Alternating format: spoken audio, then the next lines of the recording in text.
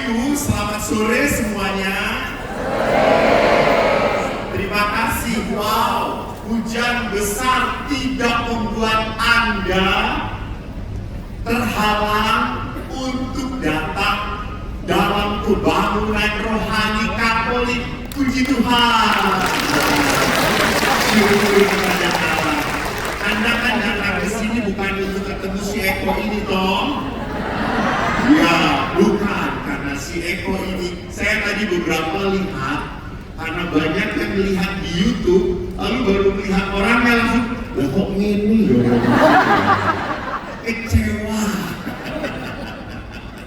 Syukur kepada Allah kalau ibu-ibu tertarik. Wah, saya juga tertarik.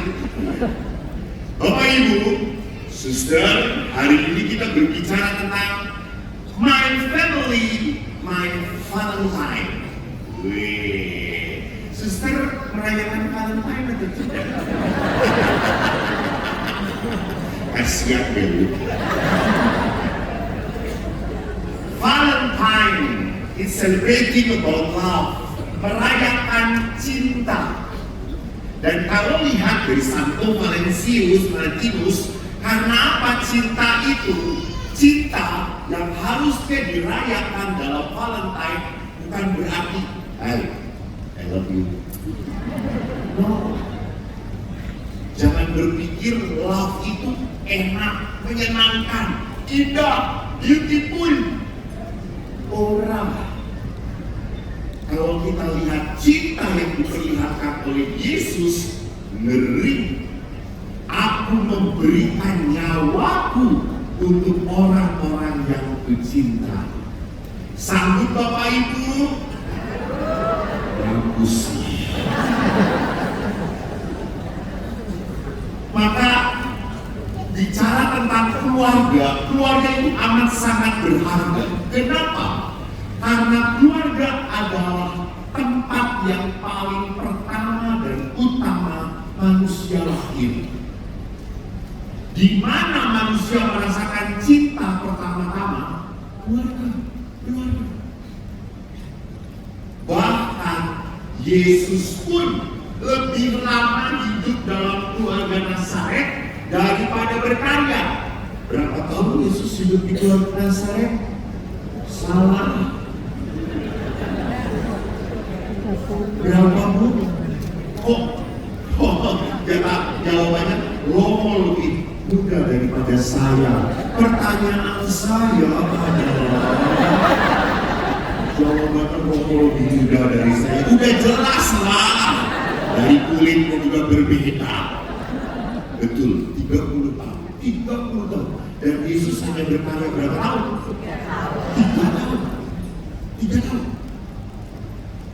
Jadi kekuatan Yesus berkarya 3 tahun itu pasti dapat pengaruh dari Yosef dan Maria, dari keluarganya. Saya besar dari sebuah keluarga, betul. Anda pun demikian. Tidak ada orang yang lahir tanpa keluarga. Butuh sekali. Karena di tengah keluarga saya diperhatikan, saya disayang. Hanya seringkali di tengah keluarga juga ada masalah. Coba saya tanya, yang hadir di sini, boleh angkat tangan? Nanti hadiahnya rosario. Rosario dari Roma Coy. Diberkati bukan oleh Bapak Paus, oleh Romo Eko. Saya tahu, tepuk tangan untuk CFM Kediri ini. CFM Kediri, itu saya berkali-kali seminar. Itu seminar ada hadiah door prize-nya paling setrikaan gitu ya. Lalu apa namanya, hair dryer, odorono, seperti ini. CFM untuk door prize-nya ngasih lukisan dari Mesir. Dahsyat. Orang lain itu dilelang jual, ini panitia ngasih. Hebat banget. Dan auto lagi. Door prize-nya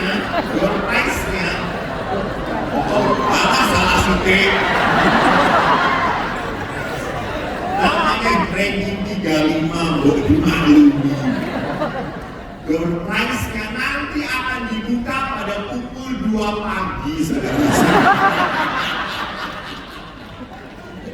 It's okay. Bapak Ibu, lihat. Di dalam keluarga, kalau tadi saya tanya, yang angkat tangan, saya beri saja. Siapa di dalam keluarga Anda, entah Anda sebagai suami, istri, sebagai anak, yang tidak punya masalah dan tidak pernah gaduh? Karena bersama tadi malam ini diambil oleh Tuhan.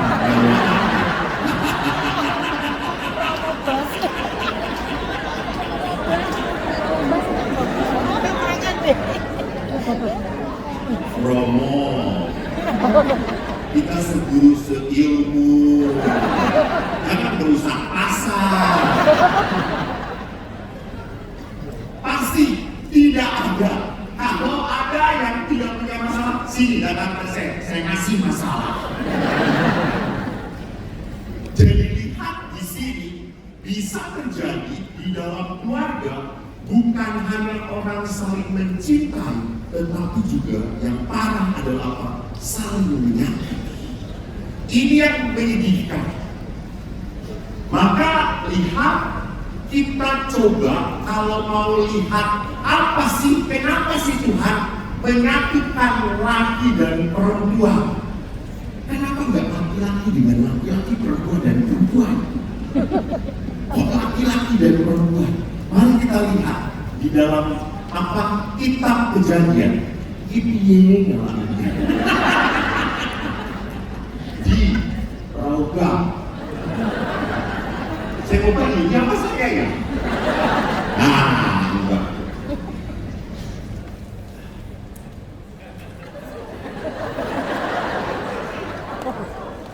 Maaf, ini lihat sudah disolati. Nah, dalam kitab Kejadian, mari kita lihat. Tuhan Allah berfirman, tidak baik kalau manusia itu seorang diri saja. Aku akan menjadikan penolong baginya yang sepadan dengan dia. Bagus. Tuhan berkata, gak baik manusia seorang diri saja. Tuhan berkata kepada para suster dan Romo, tidak baik manusia seorang diri saja.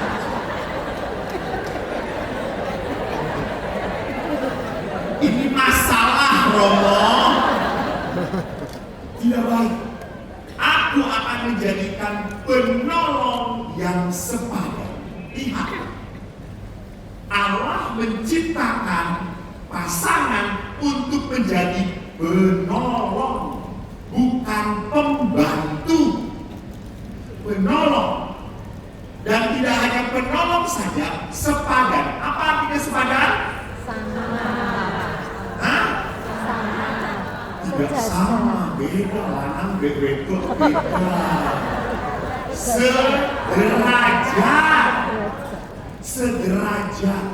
Sederajat.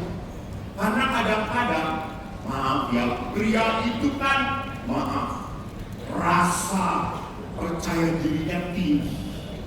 Pria itu kan sangat itu dihormati. Pria itu selalu berkata, Romo tidak bisa dalam keluarga, kepala keluarga adalah suami. Suami kepala keluarga. Boleh Pak, tapi istri leher keluarga. Kepala nggak bisa nengok kalau leher nggak nengok.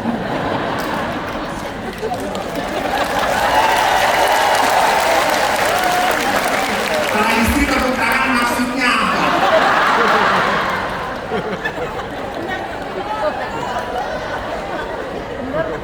Iya kan? Baru begitu aja sudah langsung harus siapa yang menang, siapa yang menang. Itu sudah tidak sederajat. Kalau dalam rumah tangga suami istri siapa yang menang? Di dalam keluarga itu tidak boleh ada saingan. Sederajat itu ya sejajar. Tidak ada saingan. Kenapa? Karena jadi penolong. Bukan menjadi apa pesaing, bukan itu bersaing, tidak, penolong yang sepadan. Lalu tidak hanya itu, Allah pun di dalam ayat berikutnya dikatakan Allah membuat manusia tidur. Ketika ia tidur, Allah mengambil salah satu rusuk daripadanya, lalu menutup tempat itu dengan daging. Rusuk itu ada di mana? Ya, ini simbol kesejahtera. Walaupun akhirnya Hawa diciptakan dari rusuk, tapi seolah-olah dari tulang kepala. Karena wanita itu selalu merasa paling benar, gak pernah salah. Ayo, gak ada tepuk tangan sekarang. Tepuk tangan karena merasa bersalah kok.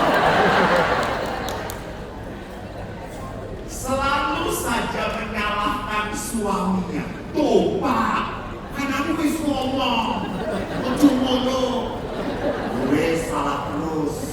Terus kalau suami diam, menang wae. Orang ngomong, orang usul. Ngomong salah, menang salah. Wes mati wayang. Enaknya mati, mau lepas tanggung jawab ya. Nanti saja masih dibuat salah.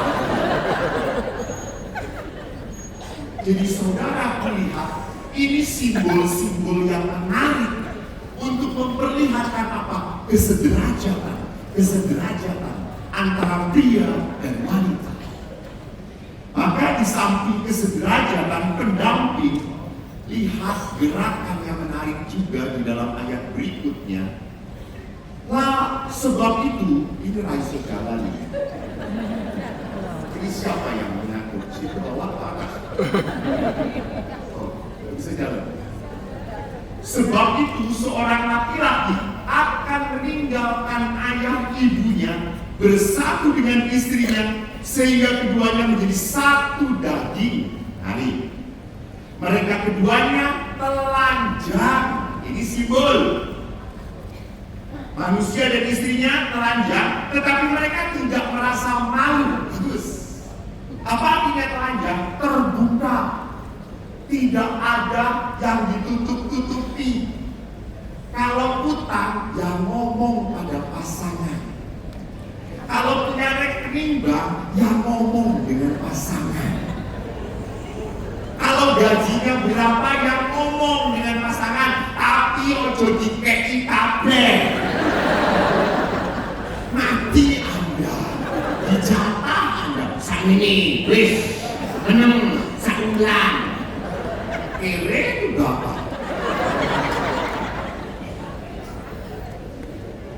Saya kan pernah cerita kok, saya itu tadi dibawa oleh panitia makan sate kambing. Pak Selamat di sini cabang dari Pare, enak. Lalu saya karena senang makan sate, saya makan. Lalu yang lucu ada suami makan, lalu istrinya wes.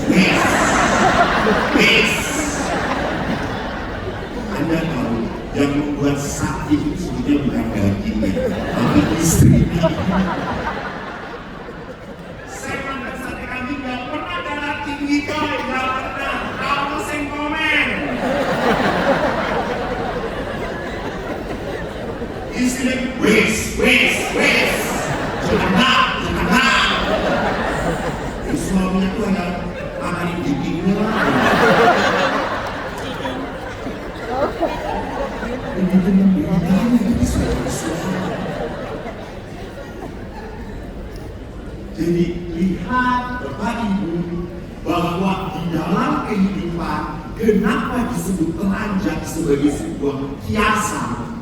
Karena mereka tidak merasa malu. Saya sudah terbuka apapun.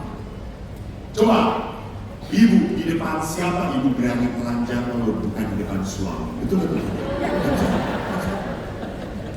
Walaupun awal waktu menikah semua welcome to the jungle. Tetapi kalau sudah perkawinan 10-15 tahun langsung dimatikan. Karena bentuk perutnya sudah tidak jelas. Bu, iki opo,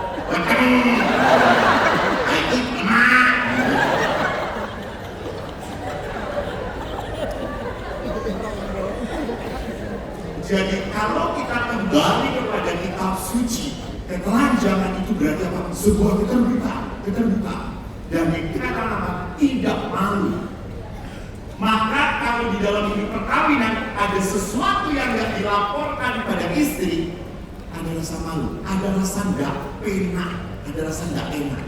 Tetapi karena sing ngono wae ora ngomong ke bojone, sing ngono wae ngomong ora ngomong wis apa-apa dosa massal.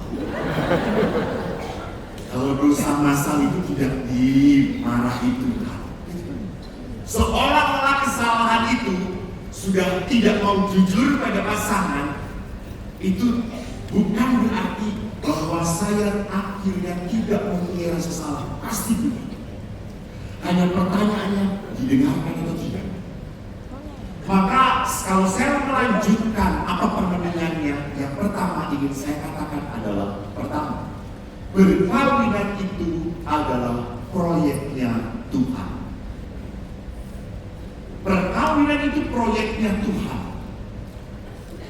Kenapa menjadi proyeknya Tuhan? Karena Tuhan yang menyatukan. Tuhan yang menanamkan cinta pada Anda. Coba Anda yang hidup dengan pasangan, saling lihat, kok iso? ini kok iso? Dan suami Anda lihat, hampir semua suami, coba pandang. Padahal istrinya sudah, apa-apa.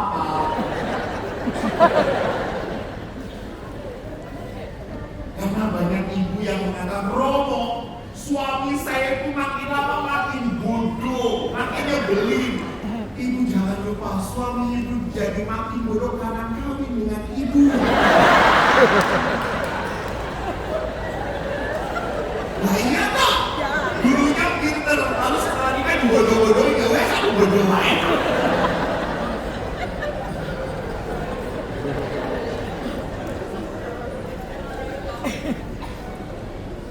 Jadi perhatikan, ini proyek Allah. Kenapa? Allah yang menyatukan. Saya memberkati perkawinan berkali-kali, apalagi Romo ya sudah ini. Udah kehitung ya Romo. Kalau saya didatangi oleh calon suami istri yang mau menikah, kadang-kadang aku gugur. Kenapa? Saya lihat suaminya ganteng, istrinya udah besar, jelek. Masuk ke biara kamu, 2 pintu harus dibuka. Terus saya dikatakan, ini calon kamu? Ya Romo. Yesus. Lalu pada saat dia akan mulai, saya tanya, Mas, kamu betul mau kawin dengan itu? Iya Romo. Aduh Tuhan, apa cantiknya? Mas gak buta kan? Enggak Romo. Lalu kamu lihat apa? Romo tidak melihat yang saya lihat.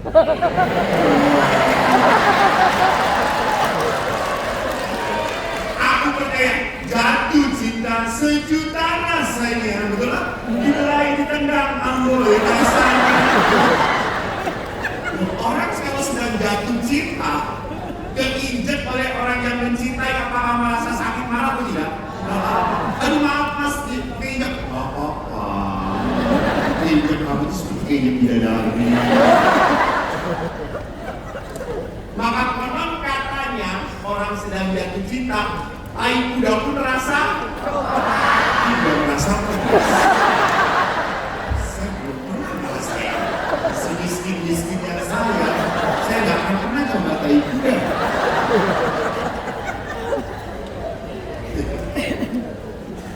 When you are falling in love, really, your decision steered by feeling.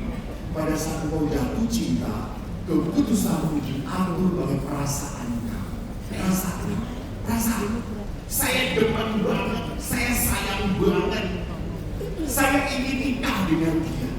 Lihat toh, kalau udah pacaran itu, kalau udah menikah, pegangan.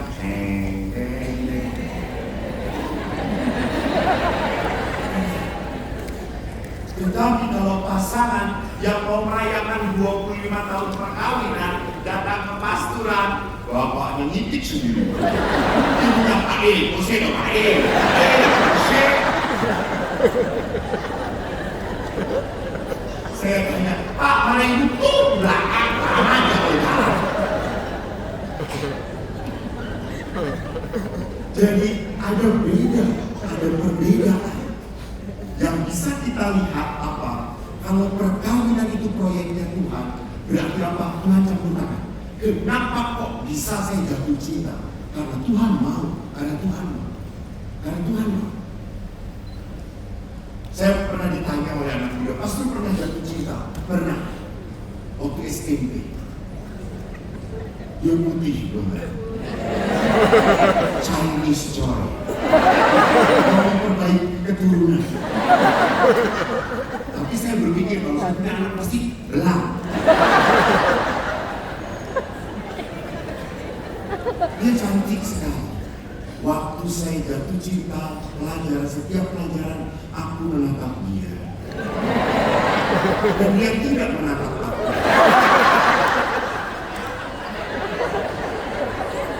Suster ketawanya jangan ngesek gitu ya. Dasar belum pernah jatuh cinta. Saya senang banget, saya ingin banget gitu. Apalagi kalau dia udah menyapa saya. Akhirnya dia menyapa saya. Senang sekali. Saya sampai seperti Tuhan, semoga aku bersama dia. Rupanya kita tidak dipertemukan kembali. 2-3 bulan yang lalu kami reunian.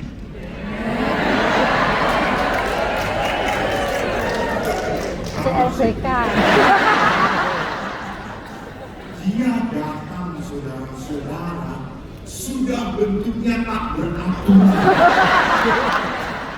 Tadinya kata saya, ya Mas Beko, dulu kan khusus saya senang sama saya. Iya dulu. Sekarang Tuhan syukur pada Allah tidak mempersatukan aku dengan dia. Ya, walaupun tertarik belum tentu dipersatukan oleh Allah. Jadi perkawinan harus diimani sebagai apa? Kehendak Tuhan. Tetapi ada juga, ada perkawinan yang dipaksakan. Ada perkawinan karena apa namanya? Bayar hutang. Ya di situ tentunya tidak ada apa? Rahmat Tuhan, karya Tuhan di dalam menyatukan. Tetapi bisa terjadi walaupun dipaksakan, kok utuh-utuh saja, kok baik-baik saja. Ya bisa terjadi Tuhan bekerja menyertai mereka. Setelah mereka bersatu, namanya karya Tuhan. Namanya karya Tuhan tidak bisa diatur. Maka lihat kalau proyek Allah tidak hanya campur tangan, maka Allah pun apa? Mengatur. Allah tidak hanya mengatur, tetapi Allah juga memberkati. Jadi saya dikerja di baik. Ini perkawinan di dalam gereja Katolik disebut sakramen. Gagasan perkawinan Katolik pada sifat sakramentalnya. Cinta antara suami istri menjadi lambang kehadiran Kristus. Jadi yang pertama, apa itu sakramen? Allah hadir nyata kepada pasangan lewat pasangan, kepada suami lewat istri, kepada istri lewat suami, dan kepada anak-anak lewat orang tua mereka.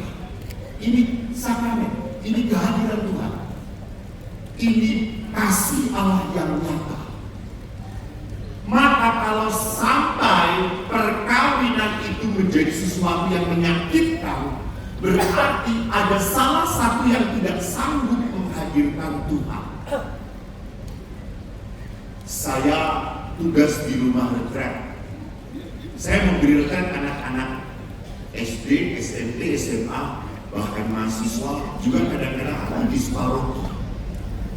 Salah satu yang kami bahas dalam retret adalah tentang luka batin. Suatu sore saya berbicara tentang luka kepada anak-anak SMA kelas 12. Di saat saya cerita tentang luka, ada seorang anak yang tiba-tiba berdiri, lari ke toilet, dan dia teriak, dia pukul pintu toilet keras. Semua kaget. Saya juga kaget. Guru-guru berdiri, lalu saya berkata, sudah tenang, ibu guru saya minta menemani anak itu. Saya teruskan. Pada saat setelah selesai, saya minta anak-anak ke ruang makan untuk makan. Saya ke toilet. Saya lihat anak laki-laki itu masih menangis. Dan waktu saya datang, dia langsung, Romo, saya minta maaf, Romo. Yoki, enggak apa-apa. Ada apa, nak? Romo, waktu Romo cerita tentang luka, cerita bagaimana sosok mama dan papa, aku gak kuat, Romo. Aku tiba-tiba meledak, aku benci banget dengan mama. Mama adalah orang yang paling menyakiti hidup saya. Lalu saya tanya, kok bisa? Maaf, dia buka baju atasnya, dia perlihatkan di dadanya ada bekas sebutan rokok. Lalu saya tanya, siapa yang melakukan ini? Mama. Kalau mama marah, mama merokok dan menyuruh saya. Lalu dia nangis karena meledak. Ingat, kalau luka itu sudah ditahan, kalau orang meledak, besar, saya biarkan. Lalu gurunya mendekati saya. Oh, dia anak dari keluarga broken family child. Lalu akhirnya boleh aku cerita. Romo, saya waktu dikandung oleh mama pergi dengan wanita lain. Mama marah sekali, mama kecewa sekali. Dan menurut mama, waktu saya lahir, saya mirip sekali foto dari ayah saya. Sehingga setiap mama marah selalu melampiaskan pada saya. Ya, di sini anak ini akhirnya tidak mempunyai image, gambaran yang baik tentang orang tua. Itu mempengaruhi dia tentang kasih Tuhan, tentang kebaikan Tuhan. Maka tidak aneh kalau dia akhirnya berkata, Romo, bolehkah saya kalau meragukan kebaikan Tuhan? Saya merasa Tuhan tidak baik. Saya merasa Tuhan tidak peduli.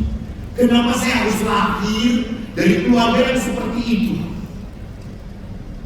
Kenapa kok saya harus lahir mirip ayah saya bajingan? Romo tahu, kalau saya nanti ketemu ayah saya akan bunuh ayah saya. Iya, marah dia. Dia merasa dianiaya. Dia tidak pernah merasa bahwa dia bisa berdoa dengan tenang. Enggak. Pada saat saya berdoa, saya selalu bertanya, Tuhan, di mana cintamu padaku? Saya tidak pernah merasakan. Lihat, di dalam sakramental kehadiran Allah bisa terjadi papa mama gagal menghadirkan Tuhan. Gagal menghadirkan Tuhan. Saya kemarin senang sekali membuat sebuah seminar keluarga dan yang memberi kesaksian artis, aku lupa namanya. Dan yang wanitanya ini adalah apa? Seorang anak, cantik wanitanya, seorang anak dari keluarga yang cerai. Dan dia berkata dalam hatinya, saya kalau menikah tidak mau seperti papa mama. Dan bagusnya apa? Saya cukup banyak melihat kasus, banyak wanita tidak mau menikah, anak-anak muda tidak mau menikah karena melihat orang tuanya nggak beres. Mereka nggak mau menikah, Romo. Mama aja saya disakiti, papa aja pergi. Dan Bapak Ibu hati-hati dulu, 10 tahun yang lalu yang banyak serong itu laki-laki. Sekarang wanita juga banyak serong. Betul. Banyak wanita yang ngawur. Ada banyak juga kasus ibu meninggalkan anaknya. Padahal 9 bulan ibu itu dekat dengan anaknya. Lah kok bisa kalau sudah sejahat menguasai dia. Dan hebatnya perempuan ini, walaupun lahir dari broken family, yang akhirnya saya mau menikah, mencari suami yang berkenan pada Tuhan. Dia berdoa. Dan rupanya suaminya pun orang baik, dia berdoa minta pasangan yang seturut kehendak Tuhan. Dua-duanya berdoa, mereka bertemu, mereka dapat sakramen. Sekarang sudah punya 3 anak, 10 tahun hidup perkawinan mereka. Apakah kalau dua-duanya berdoa, dua-duanya direstui, dua-duanya sakramen, tidak akan timbul masalah atau tidak? Betul. Karena berdoa itu bukan berarti semuanya jadi baik adanya. Ya, tetap punya masalah. Tetapi dengan berdoa kita belajar apa? Tetap menjadi baik. Tetap menjadi orang yang sakramental. Sakramental itu apa? Berani menghadirkan Tuhan. Dan arti kedua dari sakramental adalah apa? Tuhan memberkati apa yang sudah dipersatukan. Jangan takut. Selama engkau menghadirkan Tuhan, Tuhan menyertai. Apalagi Allah itu disebut dalam perayaan Natal sebagai apa?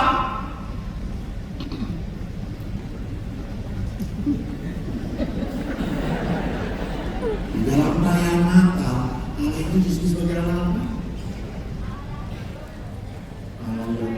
Ya, Immanuel, Pak, kasih rosario satu ibu. Tepuk tangan, betul. Nggak bohong aku. Coba perlihatkan dulu, sorry. Nggak percaya. Kasih cewek. Made in Italy, no, not made in China. Made in Italy. Betul. Allah itu disebut sebagai Allah Immanuel. Apa Immanuel? Langsung angkat tangan. Oh, rosario ya. Ini gak ada rosarionya. Allah beserta kita. Pertanyaan saya, apakah Allah selalu menyertai kita? Ya. Saya ulangi. Apakah Allah selalu menyertai kita? Ya. Di saat Anda menyakiti suami Anda, apakah Allah menyertai kita? Di saat Anda cerewet pada suami Anda, apakah Allah menyertai kita? Di saat suami melihat perempuan lain sambil ngeret-ngeret, apakah Allah menyertai kita? Allah tidak pernah menyertai kejahatan. Allah menyertai kita betul, tapi pertanyaannya apakah saya orang yang disertai Tuhan atau tidak? Allah Immanuel menyertai dia, tetapi apakah tindakan kita sesuai dengan penyertaan Tuhan atau tidak? Jadi tidak setiap tindakan manusia disertai Tuhan. Orang ngaku sih ya orang, korupsi ya orang, bohong ya tidak. Tuhan tidak pernah mengampuni dosa. Maka Bapak Ibu lihat, sakramen itu adalah tanda berkat. Saya ingat sekali, saya dari keluarga yang amat sederhana. Ayah saya tentara, Ibu saya perawat, kami tidak punya pembantu. Tetapi walaupun tidak punya pembantu, anak bapak, anak ayah 4 orang, 2 laki 2 perempuan. Saya itu anak pertama. Dan kalau pulang kerja, itu ibu perawat ganti baju perawat putihnya dengan daster batik yang transparan. Yesui. Ibu masak supaya cepat, namanya juga orang Jawa, supaya cepat masaknya karena kami lapar. Maka masaknya sayur apa? Bening. Sayur beningnya yang paling gampang dicari adalah bayam. Maka sekarang saya asam urat. Sejak kecil bayam terus. Dan bayam itu selalu disertai dengan apa gorengannya? Atau kodok-kodok kerennya? Ya. Dengan tempe, betul. Tapi yang saya pelajari dari ayah adalah apa? Kami itu anak-anak selalu protes. Bayam terus, tempe terus. Apa kita ayahnya?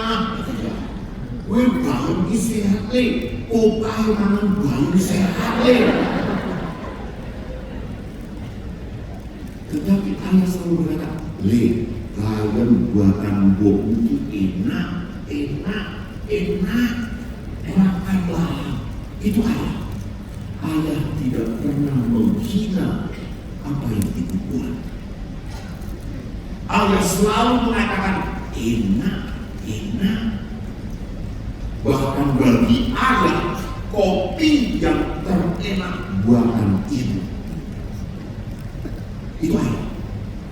Beli kopi Starbucks, Raina jual.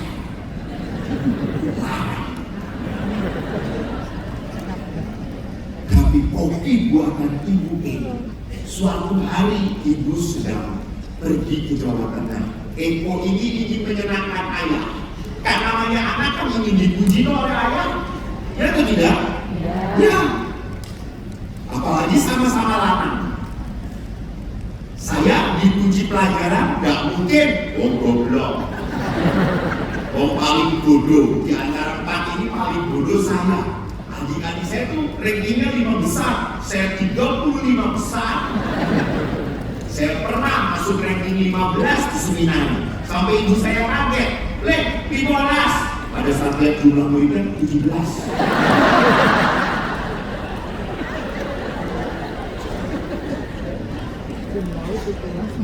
Saya bodoh. Tetapi kan, karena walaupun saya bodoh, saya ingin dipuji. Saya ingin berharga di mata Allah. Saya pada saat itu buatkan kopi. Lalu ayah berkata, le, kopi murah enak. Kalau lu kebu. Lalu saya dalam itu, tahu dia kebuin es. Lalu beberapa hari kemudian ibu pulang, saya tanya, Bu, aku buat kopi ayam marah, gak enak katanya. Gimana sih kalau buat kopi untuk ayam? 2 sendok kopi, 2,5 atau 3 sendok gula. Oh ya, wes. Saya buatkan lagi. Saya kan berharap bersama resepnya. Kopi. Langsung bapak, Raina. Orang potong gue bokmu. Lalu saya ngomong, Bu, kok masih ngomong gak enak? Ibu pasti salah, enggak betul. Lah kok masih disebut gak enak, Bu? Kayak itu sih.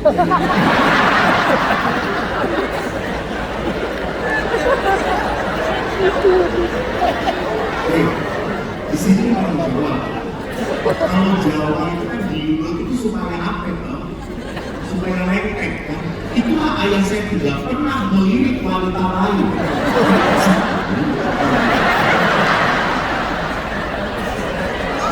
Nah ibu-ibu supaya suami ada tidak lirik-lirik, buat kopi dengan itu sedikit.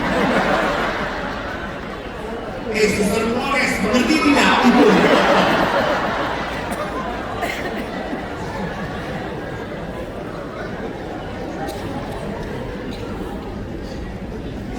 Jadi lihat di sini, karena perkawinan itu sakramental, dalam Amoris Laetitia, Paulus pun mengatakan perkawinan adalah hadiah untuk pengudusan dan keselamatan. Jadi keselamatan Allah itu tidak hanya menyatukan, tetapi juga menyalurkan berkat, Saya merasa walaupun kami tidak kaya raya, tetapi kami sangat bersyukur, Saya pernah ini, Bapak lihat, kan ini di kompleks tentara Pak, kata saudara. Pak, lihat Pak, gue sudah motor, Bapak ini tipe. Sorry pakai bahasa Jawa itu, Anda mengerti deh ya? Mengerti ya, ini kan di Jawa kok. Tipe mengerti nih? Sepeda ontel. Bapak kok cuma sepeda ontel. Numpak tipe enak siler tak terkene gigi. Ya betul, saya kalau udah naik sepeda dengan ayah, saya itu kadang-kadang terkantuk-kantuk sehingga kaki saya masuk jari-jari. Saya sudah 3 kali kaki saya masuk jari-jari. Sampai ada ini kuekan kepenangan toh jadi turun. Wes, benramel jari-jari tak ini wae. Akhirnya kaki saya ditarik. Dan selamat saudara-saudara. Tapi suatu hari ayah nabrak becak. Ayah loncat, saya yang menangkul. Ayah loncat, rugi kaki.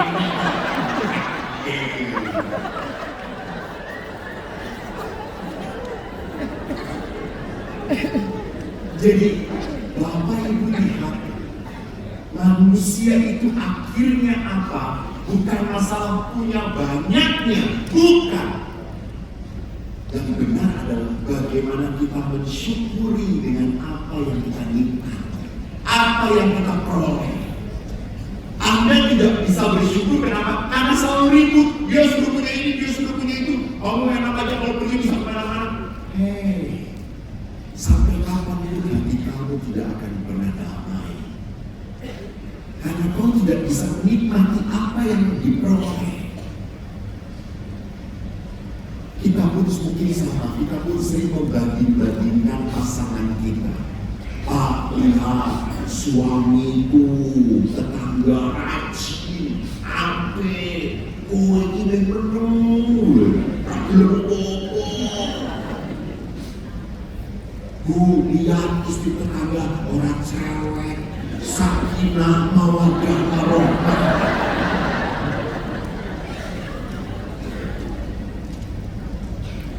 Kita selalu apa? Kita selalu tidak bisa bersyukur. Padahal tadi kalau tidak salah bersikir mengutip kutipan bersukacitalah dan bersyukurlah senantiasa. Bersyukurlah.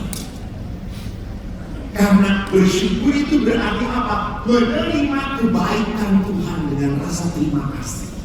Bukan selalu merasa kurang.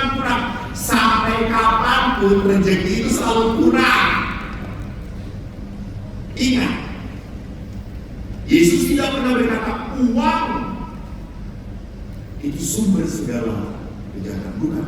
Mencintai uang, bukan masalah uangnya, mencintai uang. Seringkali hati-hati. Anda bekerja keras, betul, oke, untuk keluarga. Tetapi Anda tidak punya waktu dengan keluarga. Menyedihkan.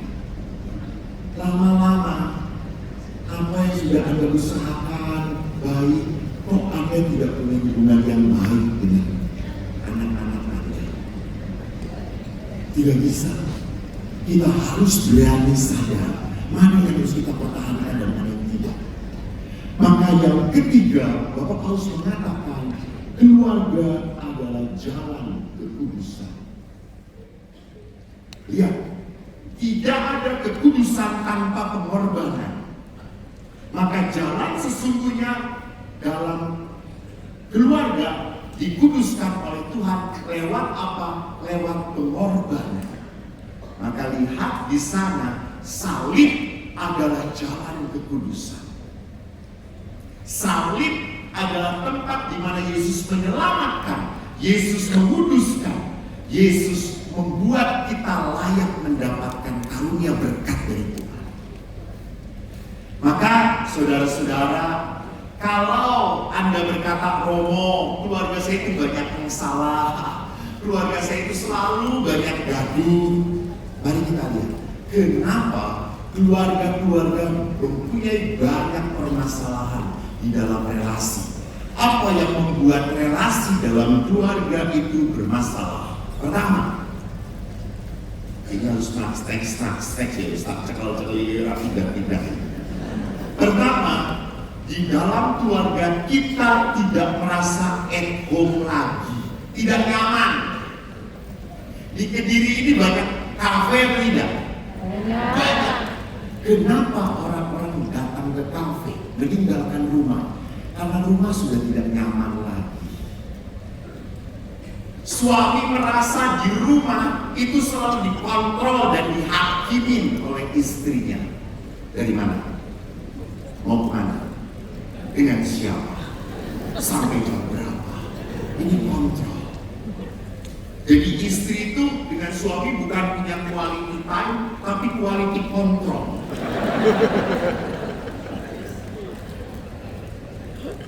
Selalu saja memeriksa.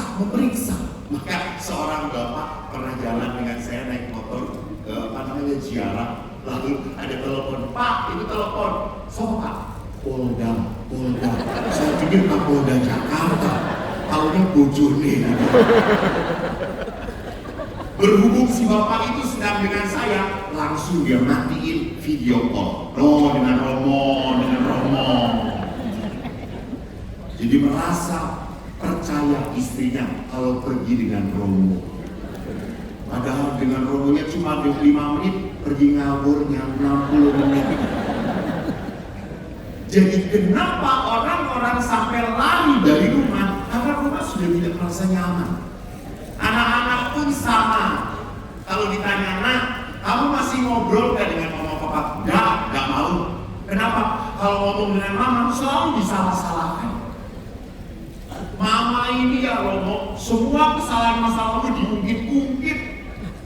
Dari saya sejak lahir sampai sebesar ini.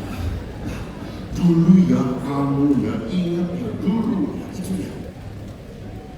Jadi lihat di sini, rumah tidak menjadi tempat nyaman. Karena apa?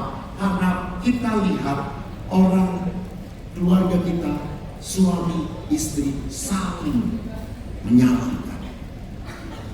Dan kalau menyalahkan itu berarti apa? Tidak berkenan kepada saya. Tidak sesuai dengan saya mau.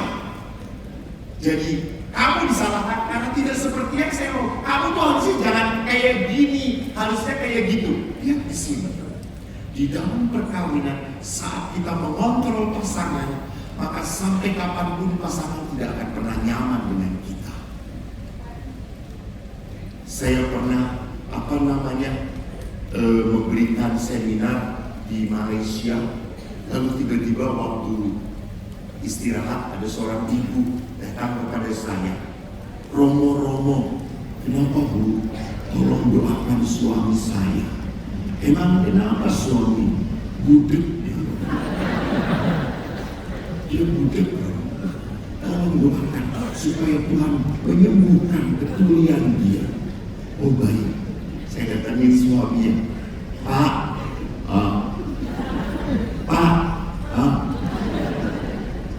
Bapak katanya sakit ya? Bapak katanya tuli ya? Sakit. Pak, saya diminta ibu untuk mendoakan. Semoga Tuhan menyembuhkan tuli Bapak. Jangan Romo, jangan. Ini berkat Tuhan. Tulisnya jadi gak pusing Romo dengerin istri saya. Tapi saya disuruh istri Bapak, ya sudah kita doakan saja. Tuhan terima kasih bahwa Bapak tuli. Ya betul Romo, betul.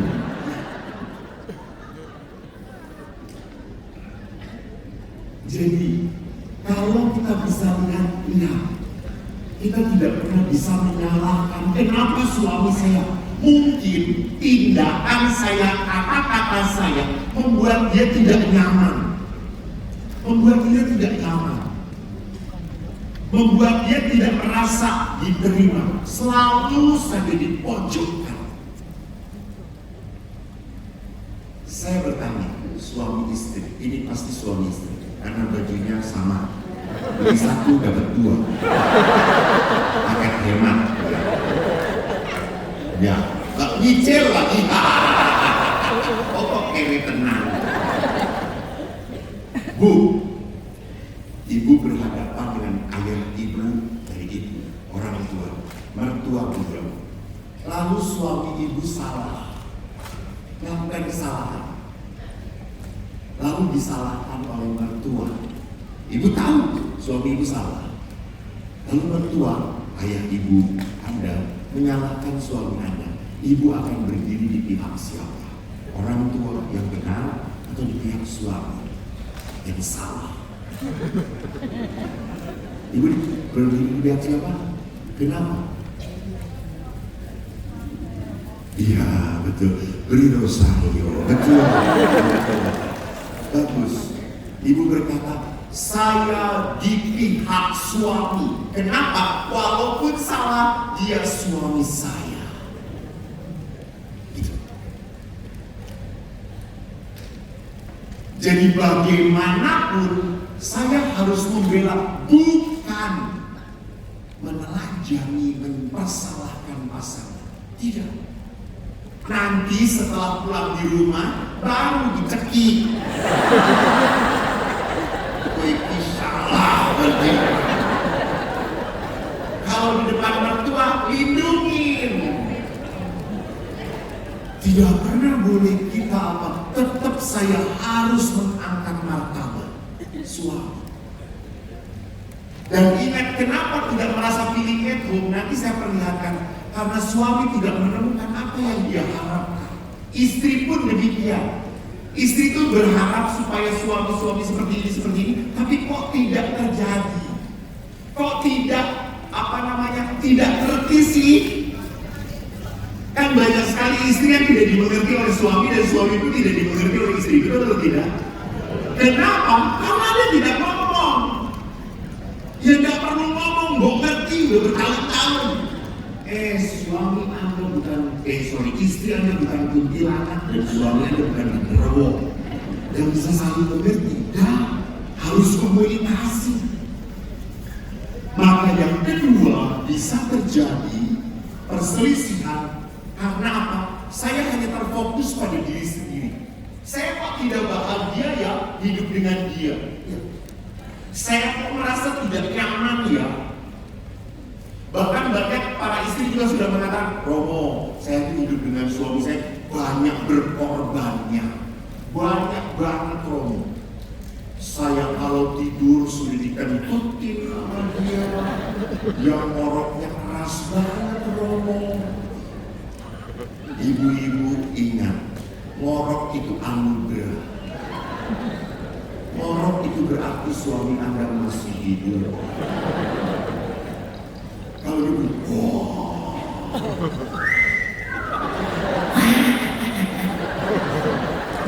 tolong jangan diganggu ibu. Suami Anda sedang berkomunikasi dengan roh-roh yang di atas.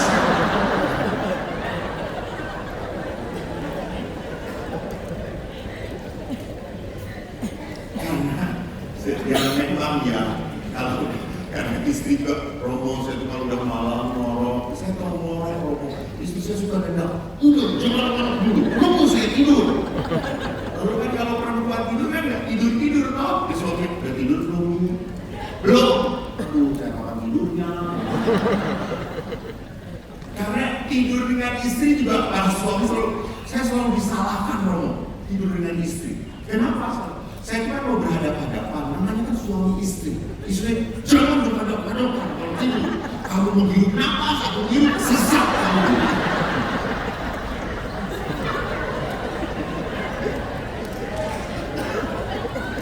Lalu akhirnya saya belakangin istri saya. Lalu istri saya marah, kamu tidur masih pangkat kepala saya.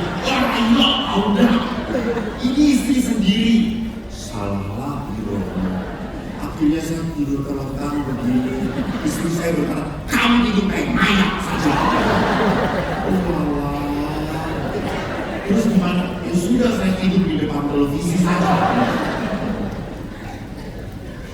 Jadi lihat, kalau di dalam perkawinan yang paling utama saya, yang paling utama adalah saya, maka selalu Anda akan menemukan hal-hal yang tidak berkenan pada diri Anda. Selalu Anda akan protes. Jangan gitu. Karena ukurannya siapa? Bagus, ukurannya saya. Ingat, di dalam perkawinan sudah tidak ada saya. Di dalam perkawinan kita. Jangan berpikir Anda tidak bahagia, suami Anda lebih tidak bahagia. Hanya mereka tidak mau ngomong. Kan istri itu ngomong itu minimal 30.000 kata per hari. Bayangkan, laki-laki itu cuma 7.000 kata.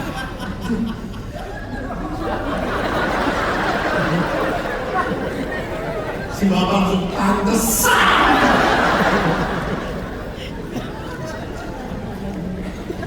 Lihat kalau perempuan itu kan selalu aja ngomong gitu. Tidak pernah bisa diam. Sendiri ngomong. Itulah perempuan karena ingin mengekspresikan. Gak tahan kalau gak ngomong. Selalu. Kalau laki-laki coba. Kalau ibu ditanya, gimana bu? Langsung kalau tunjuk, gimana pak? Kayak ini. Baik-baik saja. Oh sehat. Laki-laki jarang bicara. Maka pada saat laki-laki jarang bicara, tiba-tiba mati saja. Perempuan kalau mengungkapkan segala-galanya bicara. Dan perempuan kalau sudah bicara, biarkan. Anda hanya perlu menanggapi,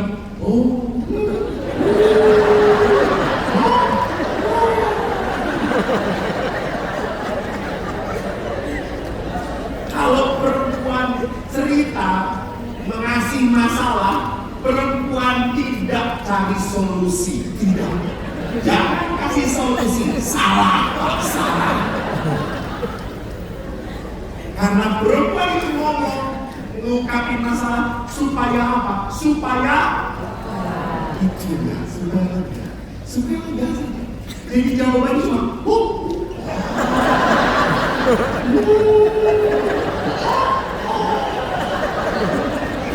dan ingat Anda harus tahan 30.000 kata.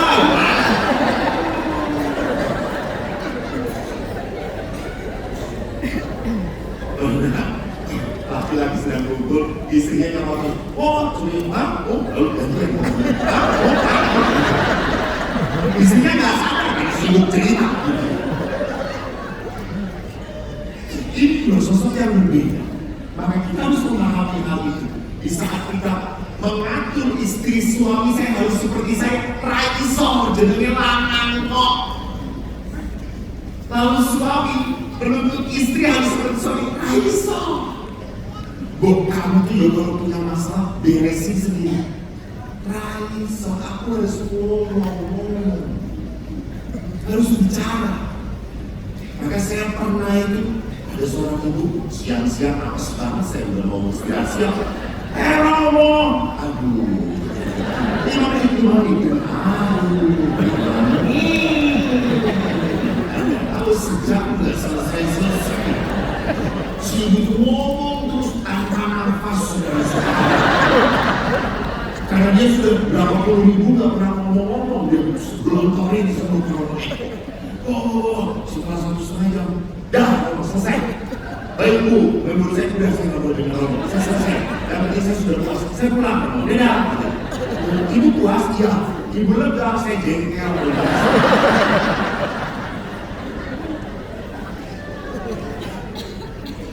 Jadi lihat di sini itulah kualitas.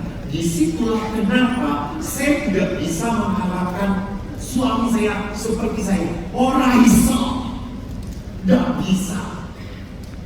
Ukurannya Anda, karena dia laki-laki.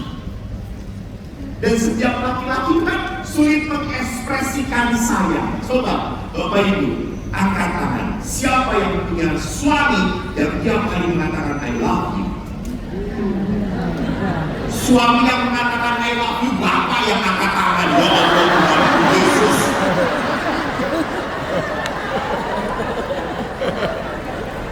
Di biara pun ada yang tiap hari mengatakan I love you. Leo dan kakak tua kita. I love you, I love you, I love you. Saya katakan, Leo Bego, I love you, I love you.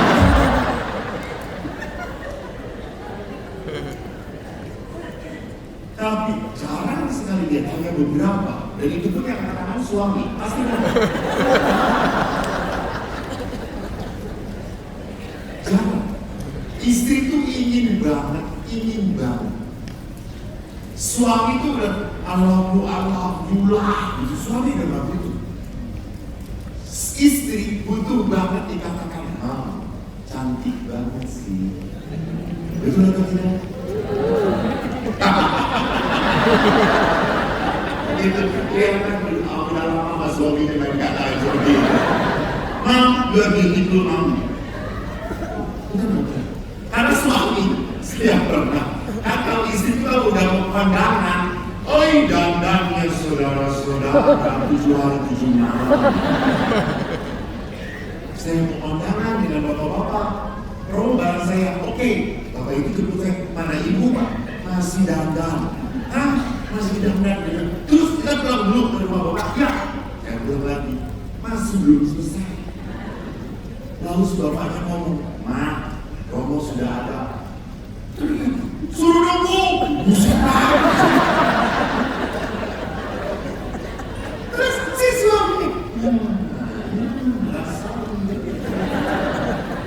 dan Anda tahu, yang keluar kamar, kita berdua,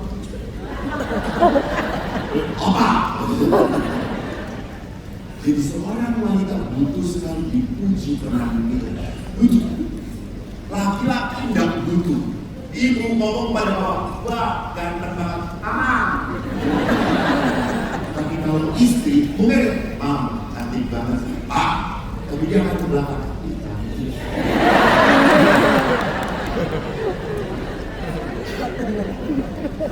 Saya itu, bapak ibu di Bandung, banyak dikirimi makanan sama ibu. Karena saya ingin memuji, ibu cantik banget, makanannya enak bu. Promo lagi, nanti dikirim lagi. Anda tahu suaminya itu makan makanan yang sudah dipanaskan 7 hari 7 malam.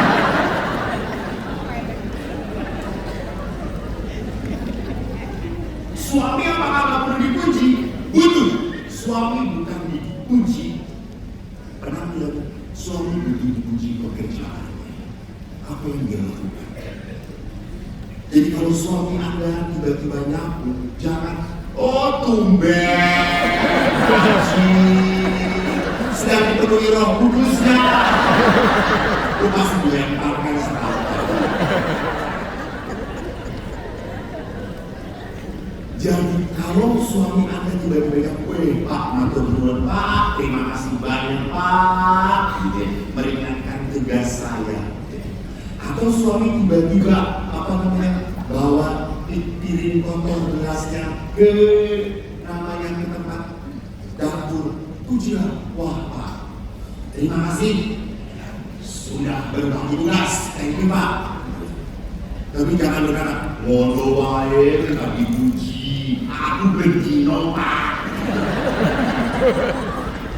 Maka kalau suami Anda mengganti lampu yang sudah 2 bulan mati dan tidak diganti-ganti, kasih tunjukkan, Bapak bila bisa berani berkorban untuk kami, memasang lampu itu berani mati.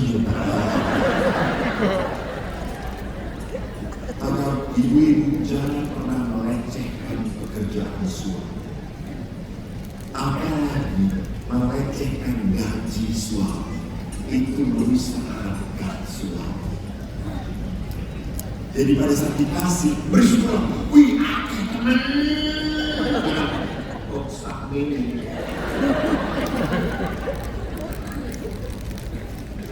Buat pengorbanan suami Anda, dihargai. Jadi tidak fokus pada diri sendiri, tetapi juga memikirkan apa yang dibutuhkan pasangan. Maka penting sekali di dalam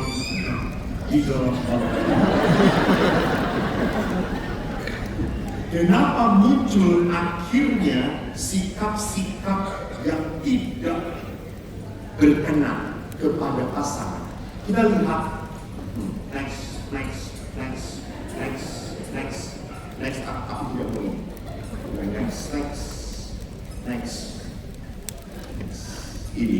Next, oke. Saya senang ini. Apa yang dikatakan oleh Yesus tentang perkawinan? Orang Farisi datang mencoba Yesus. Apa boleh seorang suami menceraikan istrinya? Apa perintah Musa? Musa memberikan izin menceraikan dengan membuat surat cerai. Lalu apa kata Yesus? Next. Justru karena ketegaran hatimu lah Musa menuliskan perintah itu untuk kamu. Next. Ketegaran hati. Jadi apa artinya tegar hati? Tegar hati itu berarti apa? Sudah cuek. Gak mikirin perasaan hati pasangan. Terserah. Terserah. Maka lawan dari cinta adalah bukan tidak mencintai, tetapi tidak peduli. Saya sudah tidak peduli kamu, berarti sudah tidak ada cinta lagi. Jadi bagaimana kekerasan hati itu terjadi karena luka dan disimpan. Saya lahir dari seorang keluarga yang keras. Ayah saya beberapa kali memukul saya. Saya tidak mempunyai hubungan yang dekat dengan ayah. Saya tidak pernah merasakan punya memori saya dipeluk oleh ayah. Enggak. Dengan ibu, I really love her very much. It's my mom. Ibu saya selalu melindungi saya. Saya dengan ibu dekat. Kalau ayah itu membodoh-bodohkan saya, kamu bodoh. Anda tahu, anak kecil dibodoh-bodohkan. Saya masih ingat, saya diam begini. Saya tahu, saya sedih. Ayah saya saja menghina saya. Tapi setelah ayah pergi, ibu langsung datang ke saya. Sini. Rapopo dulu, tetap anak ibu. Ibu saya mengenal. Lalu saya berkata, aku turun, tidak apa-apa ya Bu, rapopo, tapi jangan selama-lamanya.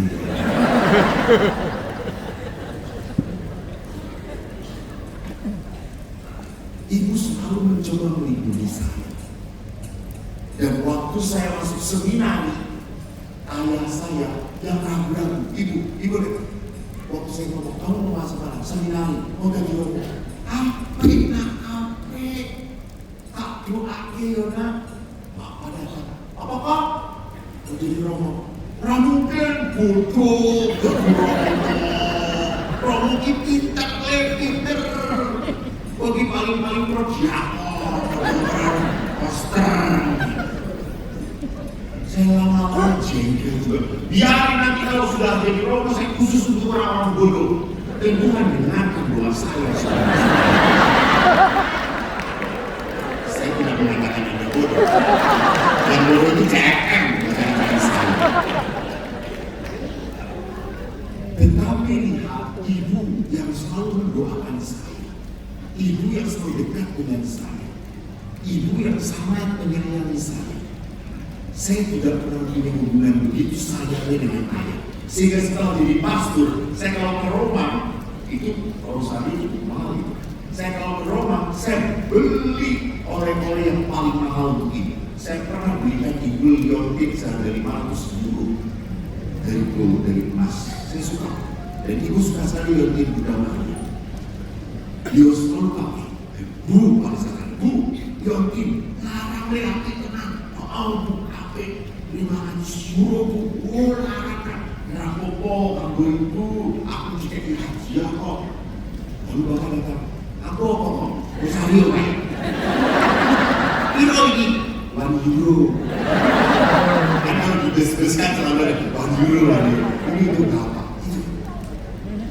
Dan saya selalu jadi pastor pun kalau telepon, ibu tuh gak punya telepon, ayah yang punya telepon. Saya telepon, Pak, Eko, ibu, gak mau ngomong dengan bapak, gak.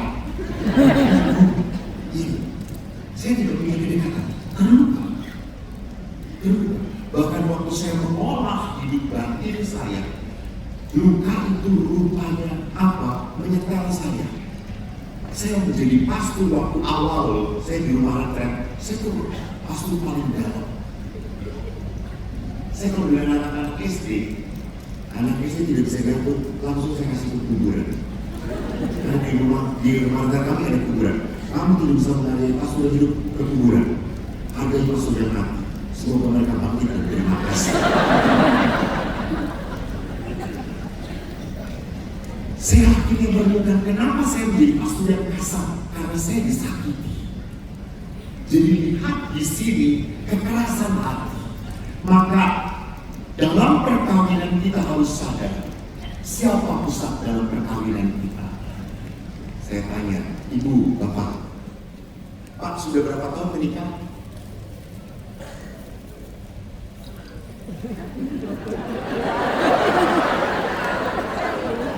Dengan yang ini bukan yang lain sama. 34 tahun. Bahagia? 34. Dalam hidup perkawinan Bapak, siapa yang paling utama dalam hidup perkawinan Bapak? Istri. Ibu, siapa yang paling pertama dalam hidup perkawinan ibu? Suami atau anak? Suami. Tepuk tangan. Tapi salah. Kalau dalam hidup perkawinan yang paling utama adalah suami atau istri, jangan lupa, kadang-kadang yang paling utama ini menyakiti kita. Kadang-kadang yang paling utama ini mengkhianati kita. Maka dalam perkawinan harusnya yang paling utama adalah Tuhan. Pada saat engkau mencintai Tuhan dengan benar, kau tidak akan menyakiti pasangan.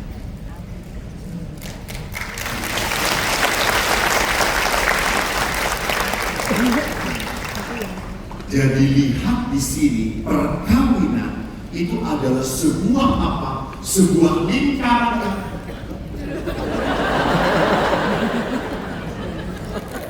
Konsep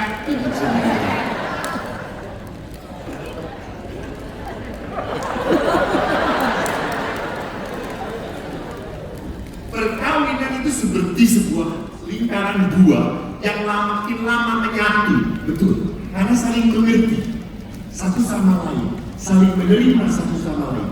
Maka Bapak Paulus mengatakan tidak ada keluarga yang sempurna, tidak ada. Maka keluarga itu perlahan-lahan apa? Saling berkembang mencintai. Sampai kapanpun Anda tidak akan mengerti pasangan Anda. Betul atau tidak? Betul. Selalu misteri. Anda walaupun sudah menikah 34 tahun, kadang-kadang ada hal yang aneh pada istri Anda. Betul atau tidak? Betul. Karena istri Anda memang aneh. Tidak banyak hal yang bisa Anda mengerti. Kok iso yang koyong ini? Kok iso yang koyong ini? Nah, itu perkawinan. Karena pasangan Anda itu misteri. Maka mari kita lihat sebuah perkawinan itu adalah apa? Tidak menjadi sebuah perkawinan yang sehat kalau tidak ada komunikasi. Dan perkawinan itu adalah sebuah perjalanan. Walk in love, not falling in love. Next. Saya senang melihat ini. Next. Jadi perkawinan itu bukan falling in love, walk in love, jalan bareng. Maka kalau dalam jalan bareng itu kita menyesuaikan. Tidak ada yang siapa duluan, siapa belakangan. Walk in love, bareng-bareng. Maka kita harus belajar memenuhi bahasa cinta supaya dia merasa dicintai. Siapa yang bisa mencintai suami kalau bukan istri? Siapa yang bisa mencintai istri kalau bukan suami? Maka ada 5 bahasa kasih yang begitu begitu sering dipaparkan bagus. Pertama adalah word of affirmation, pujian. Yang kedua adalah apa? Quality time, bareng-bareng. Yang ketiga adalah apa? Melayani. Yang keempat adalah apa? Memberi hadiah. Yang kelima adalah apa? Menyentuh, physical touch. Bapak Ibu, bahasa cinta suami beda dengan bahasa cinta istri. Istri Anda, bahasa cintanya tidak selalu sama dengan istri orang lain. Bagaimana promo supaya saya bisa tahu bahasa cinta pasangan saya? Dengerin apa yang dia selalu keluhkan. Kamu ini yang udah lama gak pernah memeluk saya. Itu tidak ingin memeluk. Kamu ini udah lama gak pernah muji-muji saya. Saya selalu salah. Berarti dia butuh kata-kata pujian. Kamu ini yang gak pernah menghargai saya. Berarti suami Anda butuh dihargai. Pak, kamu itu gak pernah ngasih hadiah. Kamu tuh selalu ya, ini nyuruh saya, gak pernah membantu. Berarti apa? Dia butuh dilayani. Karena kalau bahasa kasihnya gak kena, Anda akan kesel. Suami sudah capek-capek beresin mobil, nyuci mobil. Istri paling nyuci mobil doang aja. Merasa bahwa itu bukan merupakan tindakan cinta. Itu sih biasa aja. Karena tidak kena. Maka saya harus belajar tahu apa yang dia butuhkan. Maka saudara-saudari, mari kita lihat ada hal yang paling begitu urgent dalam bahasa cinta adalah apa? Keintiman. Next, keintiman. Mari belajar untuk apa? Kalau my family is my Valentine, my family is my Valentine. Keluarga adalah hal yang berharga. Saudara-saudara, ambillah waktu untuk tetap bersama lagi. Bersama. Ingat, semua itu ada batasnya. Ada batasnya. Jangan-jangan ini adalah malam terakhir. Siapa tahu? Saya selalu kalau di rumah retret suruh berdiskusi suami istri. Coba ngomong siapa yang duluan meninggal. Dan para istri selalu menangis. Aku nggak kuat kalau kamu duluan meninggal. Biarkan aku yang duluan saja. Lalu kalau suami, nggak apa-apa kamu duluan. Saya sudah siap.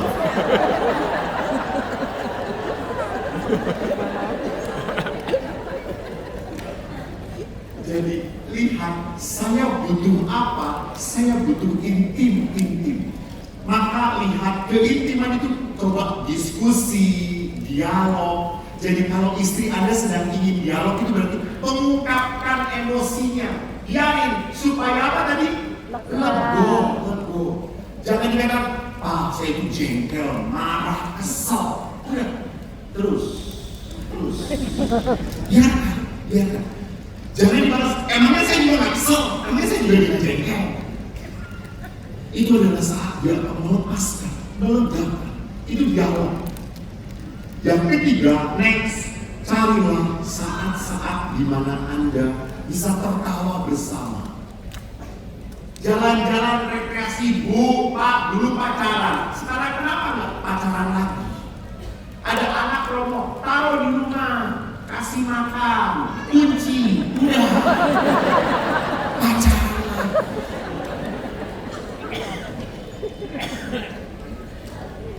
Pak, 34 tahun, kapan terakhir gandeng istri Bapak? Udah jarang kan, Pak? Ya, pegang istri Bapak, apalagi waktu di mall.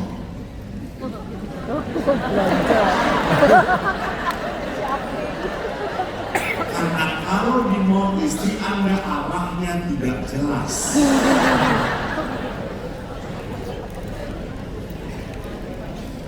Sentuh istri Anda, Pak. Istri itu butuh banget disentuh. Jangan hanya menyentuh kalau mau ada maunya. No, touch, pegang. Dia sedang begini, kan jangan mengatakan pegel ya. Itu tuh tanda bahwa dia itu ingin dipijetin, pegangin. Jadi istilah itu tanda. Jangan marah, saya juga kesel.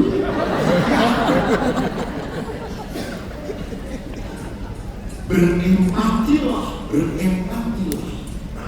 Alami, sadari, rasakan bareng-bareng. Saya teringat ayah saya itu bukanlah suami istri yang mengekspresikan saya, enggak. Ayah saya itu enggak pernah kelihatan di tengah kami pelukan, ciuman, enggak ada. Tapi mengasuhkan anak 4. Ayah kalau di foto, saya lihat album keluarga, ayah itu di foto kenal ibu. Tidak pernah dipoto di belum. Tetapi setelah ibu sakit, ibu saya akhirnya stroke karena ibu saya punya darah tinggi, punya gula, lalu segala macam komplikasi. Ibu setelah pensiun stroke. Yang indah adalah ayah merawat ibu. Ayah setiap hari minggu ibu berjemur, yang mandikan dahulu baru berjemur. Setiap hari, bahkan ayah masak untuk ibu. Kami anak-anak pernah ngomong, ayah, apa perlu suster yang bantu? Dan ayah berkata, murah, mbok muki ke aku kenal melayani aku dengan baik. Kalau mbok saiki sakit, aku harus melayani mbok.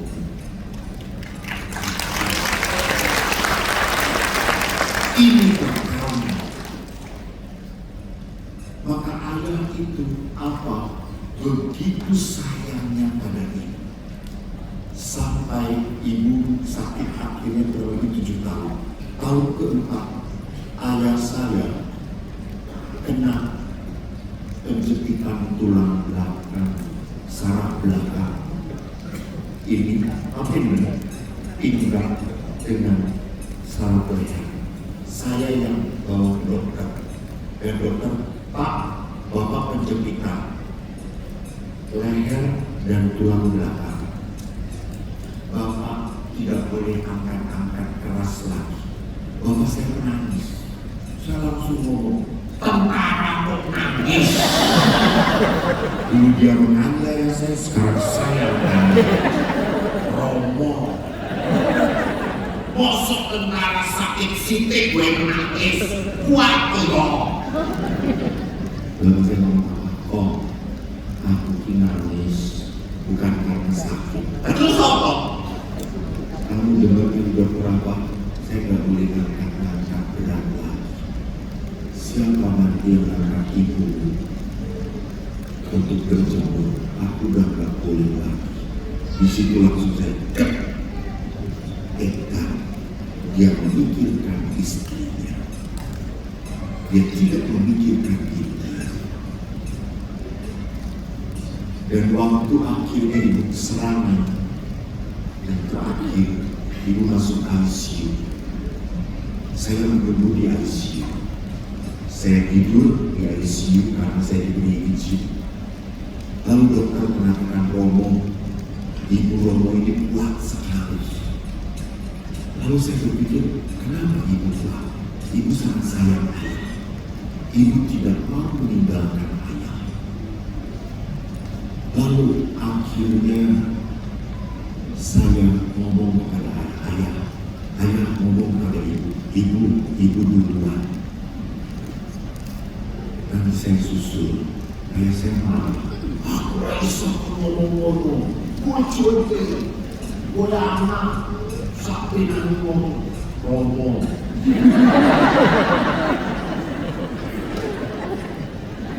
Kenapa saya suami ibu itu sayang banget sama ayah? Ibu sudah sakit, ayah kan sudah mengatakan, sudah melepaskan. Ya sudah. Saya ingat, Berapa hari ayah tidak ngomong.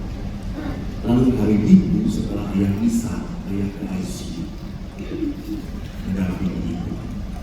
Dan akhirnya ayah keluar. Saya mau datang, mereka sedang nangis. Ayah keluar, aku sudah ngomong dengan ibu. Nah, hari Minggu, hari Selasa ibu meninggal dunia. Dan waktu meninggal, kata-kata ayah begitu memukul saya. Dia berkata, saya bahagia, istriku gak sakit lagi. Sekarang yang sakit saya, karena saya kehilangan orang yang saya sayang. Sampai waktu mau 7 hari ibu, saya telepon ayah, ayah kita misah untuk ibu. Lalu ayah berkata, kok untuk apa ya aku hidup kalau sudah tidak ada ibu lagi? That is love. Itu cinta yang begitu kuat. Karena apa? Ayah selalu menomor-satukan ibu dan ibu menomor-satukan ayah. Walaupun saya benci dengan ayah, jengkel dengan ayah, saya belajar mengampuni. Akhirnya dalam proses pengampunan, saya dekat kembali dengan ayah. 40 hari yang lalu saya tugas di Sumber, saya tugas di Sumber. Ayah saya tinggal satu-satunya, ibu sudah meninggal 15 tahun yang lalu. Lalu saya mendapat berita hari Jumat, Mas, ayah masuk ICU. Saya kaget karena saya jauh. Lalu saya ngomong kepada adik, tunggu, semoga saya bisa pulang cepat karena saya sudah selesai tugasnya. Saya harusnya minggu pulang. Saya minta pada dia, minta tolong cari Sabtu saya pulang. Kenapa? Ayah saya masuk ICU. Ini satu-satunya yang harus saya tenang. Karena kami sudah menemani ibu terakhir, saya juga ingin menemani ayah. Lalu akhirnya tiket sulit, lalu malam Jumat itu dikatakan Romo ada siang ke Jakarta. Baik, saya sampai bandara, saya WA, video call adik saya, kumpul dengan ayah, kumpulkan adik-adik, suami istri kalian dan cucu-cucu ayah. Saya melihat di dalam video ada keponakan saya, ada adik saya. Saya lihat ayah sudah pakai selang, sudah di apa namanya? Berapa seperti itu?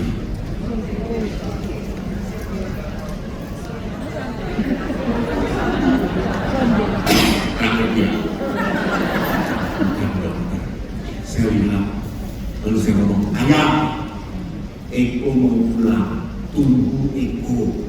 Ayah harus minta maaf pada Eko. Karena ayah banyak nyakitin Eko. Eko juga harus minta maaf pada ayah. Tunggu ya, Eko sore pulang. Lalu saya berdoa, saya tutup. Saya tutup karena saya mau naik pesawat blocking. Saya sampai Jakarta, saya buka WA, adik saya mengatakan, ayah makin drop. Lalu saya berkata, yuk video call lagi, kumpulkan seperti tadi. Tunggu ya Mas ya, 5 menit, oke. Waktu saya di dalam saya berdoa, Tuhan, buat saya bisa menemani ayah. Saya sayang ayah. Ayah berharga bagi saya. Saya ingin menunjukkan rasa bakti dan permohonan maaf saya kepada ayah. Lalu akhirnya tiba-tiba ada suara, kamu jangan egois. Akhirnya saya buka handphone, saya video call lagi. Saya lihat ayah, kalau sudah tidak kuat, ya sudah, pergi, tidak apa-apa. Eko hanya mau mengatakan terima kasih, karena ayah keras, Eko jadi romo seperti ini. Eko minta maaf ya, Eko selalu menyakitin ayah. Karena 2 minggu sebelumnya saya marah dengan ayah. Saya sudah minta maaf saat itu. Saya minta maaf. Eko kadang sombong dengan ayah. Maaf ya ayah. Terima kasih. Boleh, saya anaknya boleh memberkati ya. Saya berkati ayah. Saya tutup 1 menit kemudian ayah meninggal dunia. Malamnya saya sampai rumah sakit. Saya berkata kepada adik-adik, saya mau mandi ayah. Lalu adik-adik saya berkata, yuk kita bareng-bareng lah. Lalu saya mandi ayah, saya masih ngomong pada ayah, ayah, dulu waktu Eko kecil ayah mandi Eko pakai air hangat. Sekarang Eko mandi ayah pakai air dingin. Rasain. Saya masih bisa bercanda dengan ayah waktu itu. Tetapi akhirnya saya menangis. Kenapa? Waktu saya peluk ayah, ayah tidak meluk saya lagi. Itu batas. Orang itu mengungkapkan cinta ada waktunya. Jangan sampai setelah dingin dia nggak ngerti apa-apa, dia nggak akan ngerasain apa-apa. Anda masih diberi kesempatan oleh Tuhan. Ambil itu, pulang, peluk, cium. Jangan-jangan ini malam terakhir.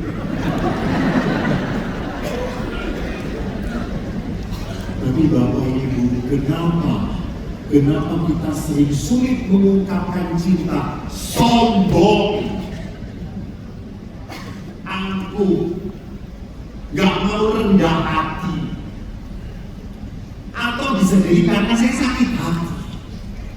Maka saudara-saudara kita akan menutup seluruh pertemuan kita dengan apa? Dengan adorasi. Apa itu adorasi? Adorasi adalah penyembahan sakramen Maha Kudus. Next.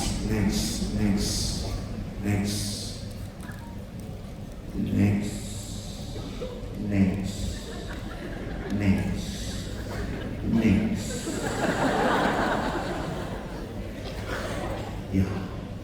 Bahkan Santo yang dikenal sebagai Santo Alfonsus Liguori mengatakan penyembahan sakramen Maha Kudus adalah devosi terbesar dalam sakramen. Jadi dalam sakramen Maha Kudus Allah sungguh hadir. Nanti tolong, apa yang harus Anda lakukan kalau di depan sakramen Maha Kudus? Anda bisa mencurahkan isi hati Anda. Sadar, ini Tuhan. Rendah hatilah. Saya tidak bisa di depan Tuhan mengatakan kesombongan saya. Saya tidak pantas, saya berdosa. Saya masih menyimpan kemarahan, kejengkelan. Bapak Ibu, saya kalau dipercaya, manusia itu butuh mujizat, bukan disembuhkan badannya. Tapi yang penting disembuhkan apa? Batinnya, hatinya. Kita terlalu banyak menyimpan marah, dendam, kecewa, maka kita susah sukacita. Berikan pada Tuhan. Tuhan bisa mengangkat sakit hati.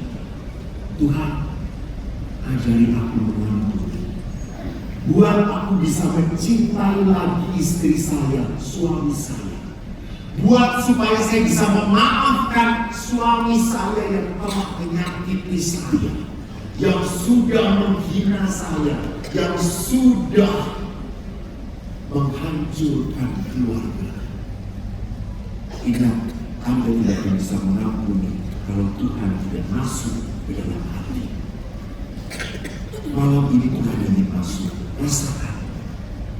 Kalau Anda sedang mengidap satu penyakit, percayalah, seperti jantan miskin, 12 tahun dia sakit pendarahan. Dia sudah berobat kemanapun dan tidak baik. Dan waktu dia melihat Yesus, dia berkata, asal ku jamah jumbai aku sembuh. Dan Bapak Ibu ingat, di dalam Injil Yesus waktu menyembuhkan, apa yang dikatakan oleh Yesus? Rosario. Lebih keras, Bu. Ya, yang menyelamatkan kita, imanmu menyelamatkan kamu. Percaya, iman kepada percaya, berserah kepada Tuhan. Maka Bapak Ibu, mari kita duduk sejenak. Kita mencoba untuk membuka hati kita. Kalau Tuhan hadir, Tuhan itu mengundang kita. Ini aku, ini Bapa. Katakan apa yang kau butuhkan, apa yang kau kehendaki. Percayalah, kita berbicara